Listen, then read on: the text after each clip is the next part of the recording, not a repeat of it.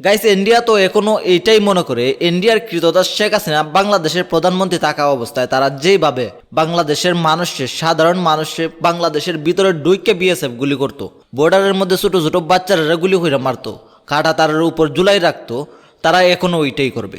আর Indian BSF এইটা মাথায় রাখা দুইজন বিএসএফ বাংলাদেশের ভিতরে ঢুকে পড়ে এবং এখানে যারা গুরু রাখতেছিল তাদের উপর হামলা করার চেষ্টা করে এবং গুলি করারও চেষ্টা করে। কিন্তু ভাগ্য ভালো ওই এলাকার মানুষ আর যারা এখানের মধ্যে কাজ করতেছিল ওরা আশেপাশের মানুষের তো ডাইকা আনে, আর তাদের বয় পাইয়া একজন বিএসএফ ভারতের লুকাইয়া দৌড়াদৌড়ি করে চলে যায়, কিন্তু আর একজনের বাংলাদেশি মানুষ আটক করে এবং বাংলাদেশের ভিতরে নিয়ে আসে। ভিতরে বলতে আপনি এটা মনে করেন না বিএসএফ এর মানুষ গিয়ে ইন্ডিয়ার ভিতর থেকে দুইটা নিয়ে আসছে।